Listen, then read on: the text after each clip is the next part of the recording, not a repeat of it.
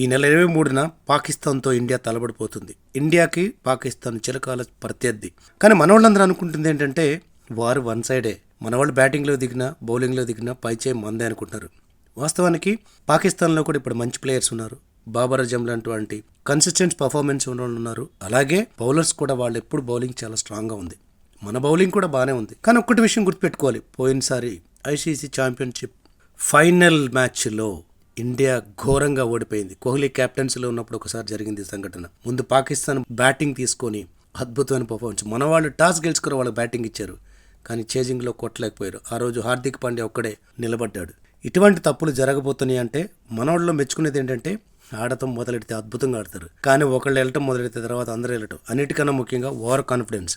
ఇంకొకటి తెలియకుండా media focus చేయటం, హైలైట్ చేయటం, ఇది ఒక రకంగా వాళ్ళ మీద ప్రెషర్ పెడుతుంది అనుకుందాం.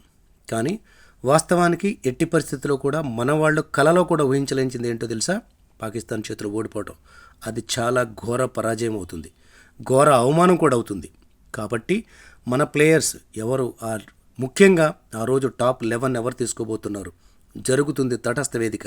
అంటే వాళ్ళకి మనకి కూడా కొత్త వేదిక అవుతుంది. అదే మన దగ్గర జరుగుతుంటే మనకు అనుకువగా పిచ్ మార్చుకోవచ్చు, లేదా అనుకూలమైన పరిస్థితుల్లో సపోర్ట్ ఉంటుంది. అదే పాకిస్తాన్లో జరుగుతుంటే వాస్తవానికి ఐసీసీ టోర్నమెంట్ మొత్తం అక్కడ జరుగుతున్న మన ఇరు దేశాల మధ్య ఉన్న సంబంధాల రీత్యా ఐసీసీ ఒప్పుకొని తటస్థ వేదికలపైన పాకిస్తాన్కి ఇండియాకి మ్యాచ్ జరుగుతుంది. సో ఏది ఏమైనప్పటికీ ఒక సగటు భారతీయుడు కోరుకునేది వారు వన్ సైడ్ కావాలి, పాకిస్తాన్ ఓడిపోవాలి, ఇండియా గెలవాలి. కానీ ఈ కోరిక నెరవేర్చాలంటే మన వాళ్ళు చాలా అప్రమత్తంగా ఉండాలి, లేకపోతే బోల్తా పడటం గ్యారంటీ.